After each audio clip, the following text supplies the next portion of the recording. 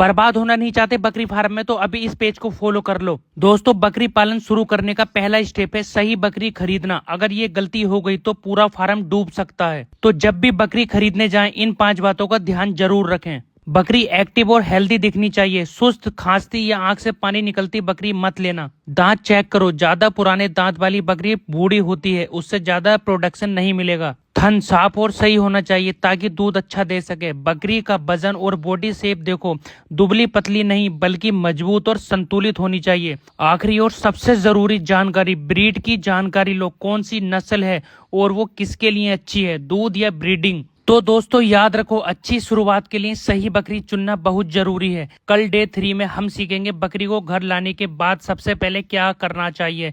जुड़े रहो मेरे साथ, इस पेज को अभी फॉलो कर लो। मैं बताऊंगा आपको बकरी फार्म कैसे होता है।